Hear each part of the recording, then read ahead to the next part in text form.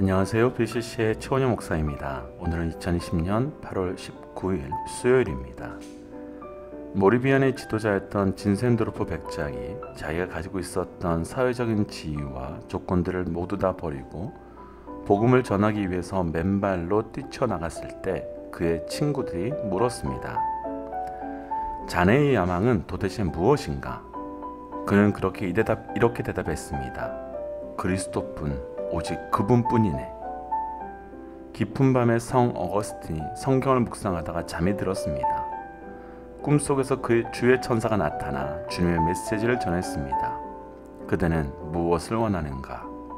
그는 깊은 꿈속이었지만 그의 의식과 신앙을 지배하는 고백을 했습니다. 아니요, 저는 아무것도 원하지 않습니다. 주님 밖에는요. 에콰도르 강가에 자기의 젊은 피를 뿌렸던 선교사 엘리옷은 이렇게 간증하였습니다. 내가 진짜 붙들고 있을 수 없는 것, 어차피 놓아 버릴 수밖에 없는 것을 붙들려고 애쓰는 것보다 어리석은 사람이 어디 있는가. 그러나 절대로 잃어버리지 말아야 할 것, 그 영원한 것을 얻기 위하여 생명을 버리는 것은 결코 어리석은 사람이 아니다. 솔로몬은 전도서와 잠언에서 모든 것이 헛되고 헛되다며 말하고 만물이 피곤함을 사람이 말로 다 할 수 없나니 눈은 보아도 만족함이 없고 귀는 들어도 차지 아니하도다라고 말합니다. 알렉산더 대왕은 죽기 직전에 자신의 관에 구멍을 뚫어 자기가 빈손으로 돌아감을 보여주라고 한 것과 같이 우리 모두는 마지막 숨을 거두기 전에 우리의 손을 펼쳐서 모든 것을 놓고 가야 합니다. 이 땅에서 그렇게 잡으려고 했던 것 가지고 가는 것 없고 이 땅에서 그렇게 소유하려고 했던 것 중에 소유하고 갈 수 있는 것 없습니다. 그러나 이 땅에서 가지고 있었던 것 가운데 계속해서 가지고 갈 수 있는 것 딱 한 가지 있습니다. 그것은 바로 우리 예수 그리스도를 향한 믿음, 그 한 가지입니다. 히브리서 11장에서는 그래서 믿음 없이는 하나님을 기쁘시게 하지 못한다고 합니다. 그럼 우리는 우리의 삶의 방향을 이제는 정해야 할 듯합니다. 이 땅까지만 갈 수 있는 방향을 정하여 가시겠습니까? 아니면 이 땅 그 다음까지도 방향을 정하시겠습니까? 오늘 함께 나눌 찬양은 나의 만족과 유익을 위해 라는 찬양입니다.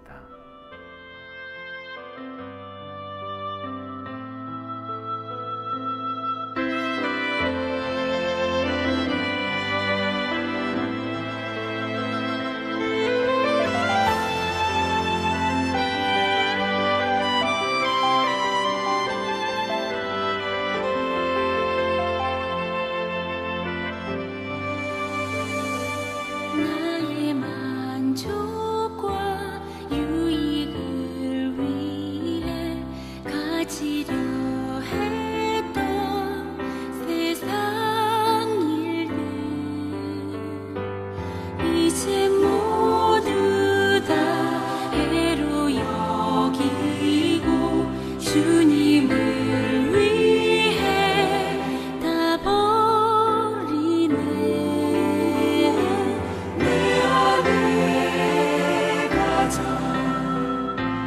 귀한 것 주님을 알미라. 모든 것 되시며 의와 기쁨 되신 주 사랑합니다.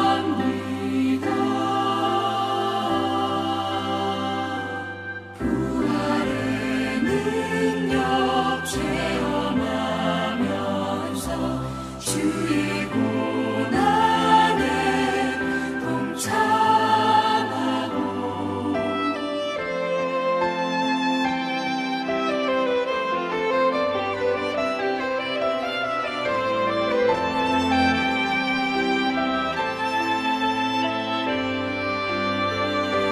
주의 죽으신 본을 받아서 그의 생명에 참여하네. 내 안에 가자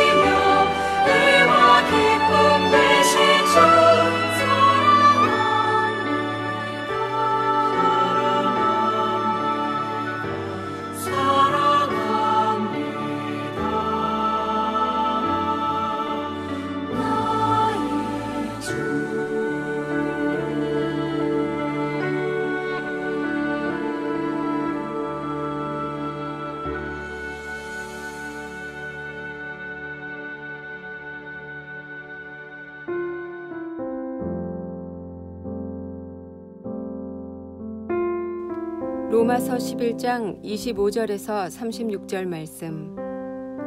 형제들아, 너희가 스스로 지혜 있다 하면서 이 신비를 너희가 모르기를 내가 원하지 아니하노니 이 신비는 이방인의 충만한 수가 들어오기까지 이스라엘에 더러는 우둔하게 된 것이라. 그리하여 온 이스라엘이 구원을 받으리라 기록된 바 구원자가 시온에서 오사 야곱에게서 경건하지 않은 것을 돌이키시겠고 내가 그들의 죄를 없이 할 때에 그들에게 이루어질 내 언약이 이것이라 함과 같으니라. 복음으로 하면 그들이 너희로 말미암아 원수된 자요 택하심으로 하면 조상들로 말미암아 사랑을 입은 자라. 하나님의 은사와 부르심에는 후회하심이 없느니라. 너희가 전에는 하나님께 순종하지 아니하더니 이스라엘이 순종하지 아니하므로 이제 긍휼을 입었는지라. 이와 같이 이 사람들이 순종하지 아니하니 이는 너희에게 베푸시는 긍휼로 이제 그들도 긍휼을 얻게 하려 하심이라. 하나님이 모든 사람을 순종하지 아니하는 가운데 가두어 두심은 모든 사람에게 긍휼을 베풀려 하심이로다. 깊도다 하나님의 지혜와 지식의 풍성하며 그의 판단은 헤아리지 못할 것이며 그의 길은 찾지 못할 것이로다. 누가 주의 마음을 알았느냐? 누가 그의 모사가 되었느냐? 누가 주께 먼저 드려서 갚으심을 받겠느냐? 이는 만물이 주에게서 나오고 주로 말미암고 주에게로 돌아감이라. 그에게 영광이 세세에 있을지어다. 아멘.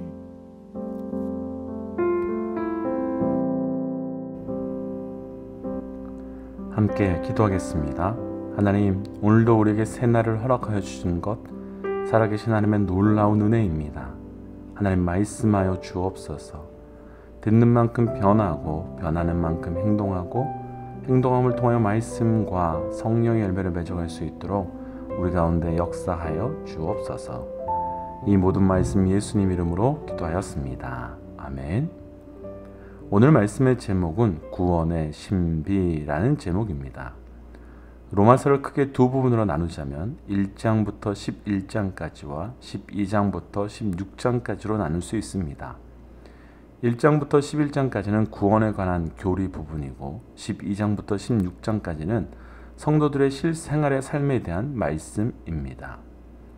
구원에 관한 교리 부분인 11장까지를 오늘로 끝내고 다음부터는 12장부터 시작되는 성도들의 일상생활에서 실천해야 할 교훈을 받게 되는 겁니다. 자기의 동족들의 구원의 문제를 9장부터 11장까지 다루고 있으면서 오늘 본문에서는 유대인들의 구원에 대한 마지막 부분으로 하나님의 인류 또 구원의 계획과 뜻에 따라서 자기 동족인 유대인들이 비록 현재는 복음을 거절한 이유로 구원을 얻지 못하고 있지만 하나님의 때가 이르면 유대인들도 복음을 받아들여 구원을 얻게 될 것이라는 소망적인 메시지를 소개하고 있습니다. 곧 구원이 완성될 것입니다 라고 이야기하는 겁니다. 오늘 말씀을 통해서 우리에게도 허락하여 주신 그 구원의 은혜의 완성이 얼마나 큰 은혜인지 함께 묵상해 보겠습니다. 구원의 완성 첫 번째 25절입니다. 형제들아, 너희가 스스로 지혜 있다 하면서 이 신비를 너희가 모르기를 내가 원하지 아니하노니 이 신비는 이방인의 충만한 수가 들어오기까지 이스라엘의 더러는 우둔하게 된 것이라. 아멘.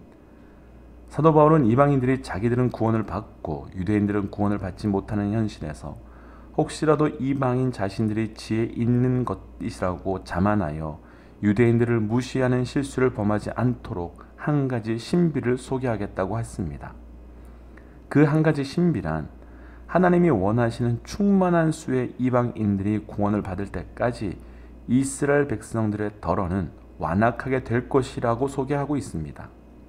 충만한 수란 정확히 몇 명이라 말할 수 없는 숫자로 어쩌면 이 땅의 모든 사람의 구원받는 그 수를 말씀하시는 것 같습니다. 하나님께서는 이방인들이 구원을 받게 한 후에 하나님께서 구원하신 메시아를 통해 이스라엘 사람들 중 남은 자들의 죄를 사하심으로 이스라엘 백성들 중에서 구원받은 자들이 더해질 것이라고 하신 겁니다. 그러면 이 신비는 무엇이겠습니까? 이방인의 충만한 수가 들어오기까지 이스라엘의 더러는 완악하게 된 것입니다. 그럼 우리는 어떻게 구원받았습니까? 우리는 구원받을 수 없는 사람들이었습니다.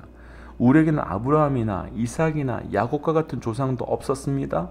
우리는 율법을 받은 적도 없었습니다. 우리는 하나님의 이름을 불러본 적도 없었습니다. 우리는, 특별히 우리 민족은 귀신의 이름만 불렀던 이방인들입니다. 우리는 하나님을 몰랐습니다. 성경도 없었고 말씀도 없었습니다. 약속도 없는 캄캄한 그런 절벽 속에 살고 있는 이방인들에게 복음의 의가 들어온 것입니다. 이 복음의 빛이 어떻게 들어왔습니까? 그것이 조금 전 읽었던 25절에 나타난 바로 그 신비입니다. 이스라엘이 더러는 완악해졌더라. 바로 그것입니다. 인생을 살다 보면 사업이 잘 안 될 때도 있습니다. 인생을 살다 보면 우리 인생의 문이 막힐 때도 있습니다. 어떤 사람은 결혼하고 싶은 사람과 결혼할 수도 없고 하고 싶은 대로 되지 않는 것이 인생입니다. 우리는 이렇게 문이 닫힌 것 같은 경험을 합니다. 하지만 이 말은 어딘가에 문이 열렸다고 하는 말과 통합니다. 문이 닫힌 것만 보는 사람은 절망하고 좌절할 수 있지만 막힌 것을 통하여 열린 문을 볼 수 있어야 합니다. 그곳에 하나님의 뜻이 있고 하나님의 축복의 길이 있기 때문입니다. 하나님은 이방인들에게 복음을 주기 위하여 문을 열어놓으셨고 이방인들을 향한 문을 열기 위해 이스라엘을 향한 문을 잠시 닫으셨던 겁니다. 그래서 이스라엘은 복음을 거부했고 메시아를 십자가에 못 박아 죽였습니다. 뿐만 아니라 그들은 수천 년이 지난 지금까지도 예수를 거부하고 있습니다. 왜 그렇겠습니까?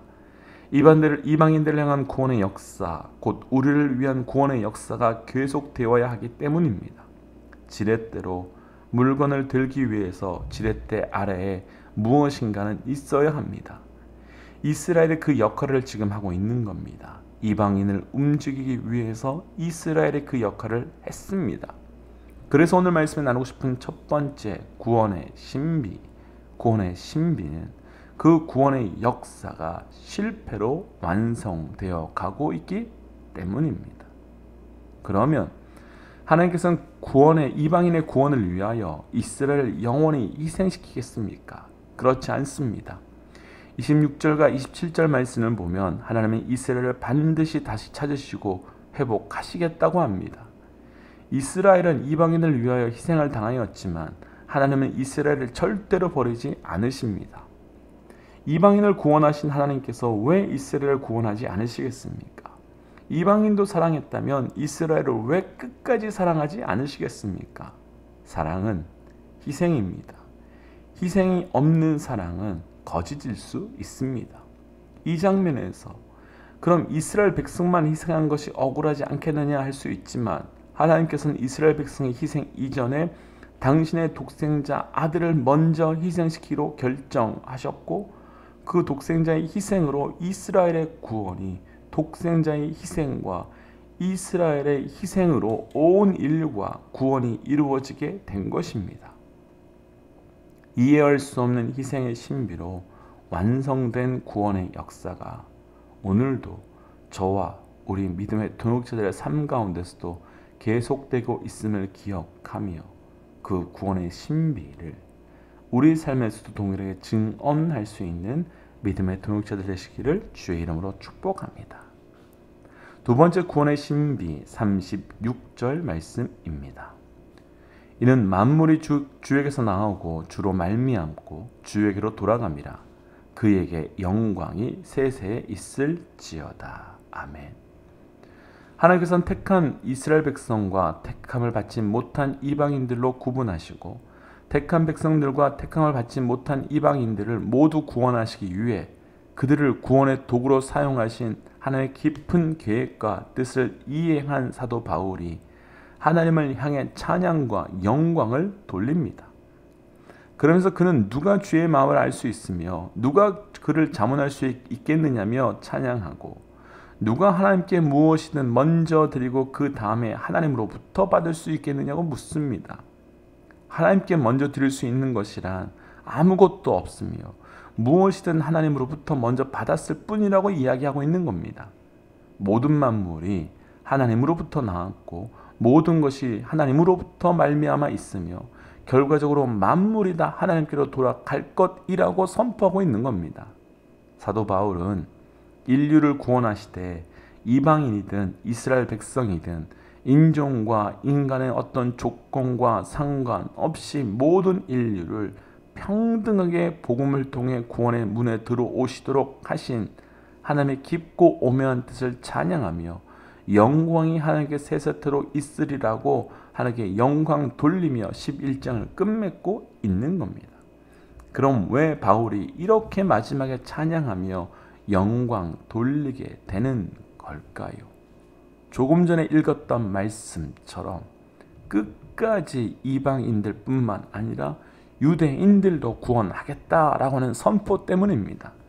오늘 말씀에 나누고 싶은 두 번째 구원의 신비, 구원에는 단 한 명도 예가 없는 것이 신비입니다. 이 신비를 이해하고 경험하고 믿는 사람과 그렇지 않는 사람의 반응의 차이는 클 것입니다. 왜냐하면 이 신비를 알지 못하면 하나님은 차별하는 하나님이며 온전치 못한 하나님이 되시기 때문입니다. 바울의 고백대로 그 지혜의 깊이를, 그 지식의 풍성함을 알지 못하면 우리는 그런 하나님으로 고백할 수밖에 없을 겁니다.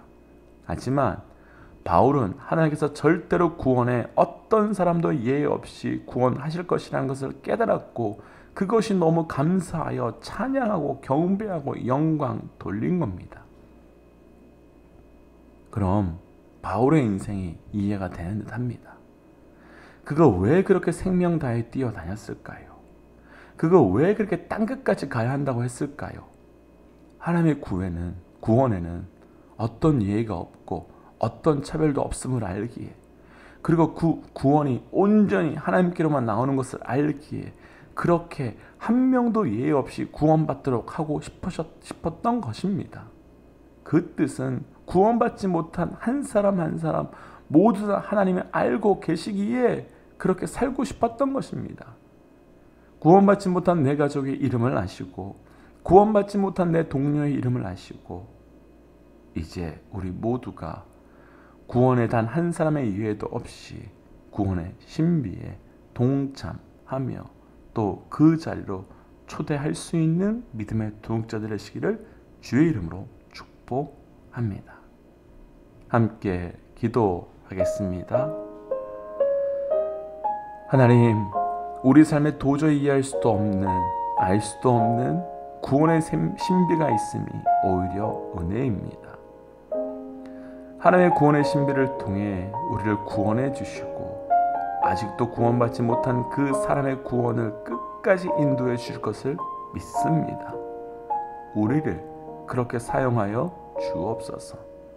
오늘 하루도 온전한 그 삶을 살길 원합니다. 이 모든 말씀 예수님의 이름으로 기도드렸습니다. 아멘. 오늘은 수요일입니다. 계속해서 수요 예배에 저희가 주기도문 말씀으로 기도에 대한 말씀 함께 묵상하고 있습니다. 시간과 장소를 구별하여 함께 예배의 자리로 나오시기를 권면드립니다. 오늘 하루도 승리하십시오. 하나님은 살아계십니다.